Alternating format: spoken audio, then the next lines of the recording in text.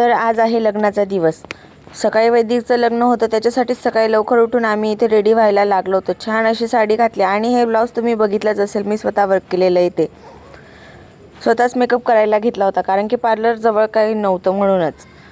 स्वतःही मेकअप केला तरी छानच दिसत होती। छान सिंपल असा मेकअप केला आणि खाली नाश्त्याला आलो। साऊथचा नाश्ता बघून थोडा बरंच वाटला आणि शंभूलाचा तर हा फेवरेट नाश्ता झालेला आहे, त्याच्यामुळे त्याला खाऊ घातला। आम्ही नाश्ता करून हॉलला आलो। छान अशी महाराजांची भव्य मूर्ती होती आणि मध्ये वैदिकचंही पूर्ण डेकोरेशन वगैरे छान केलेलं होतं आणि शंभूला जिथे देव दिसेल तिथे पाया पडायच्याच असतात। आम्ही थोडा वेळ बसलो, फोटो वगैरे काढले। तेवढ्यातच नवरीबाईची एंट्री झाली। छान अशी एंट्री झाली होती नवरीची।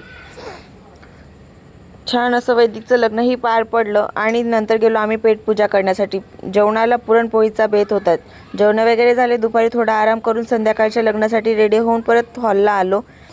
तर इथे नवरदेव निघालेलाच होता पारावर जाण्यासाठी। आम्ही मध्ये येऊन बसलो आणि शंभूसोबत थोडा वेळ मस्ती केली, कारण की लग्नाला थोडा वेळ होता म्हणूनच। तेवढ्यात नवरदेव नवरीची ग्रँड एंट्री झाली। एकदम छान वाटत होतं, एकदम भक्तिमय वातावरण होऊन गेलेलं होतं आणि नवरदेव नवरी तर डायरेक्ट वर माला घालण्यासाठी कैलाशावरच गेलेले होते असंच वाटत होतं। खूप छान वाटत होतं। लग्न लागल्यानंतर गेलो आम्ही पेटपूजा करण्यासाठी। तिथेही छान अशी पेटपूजा झालीच आणि हे सर्व माझे मामा मावशी आहेत, त्यांच्यासोबत फोटो काढले आणि घराकडे निघालो। तर चला बाय।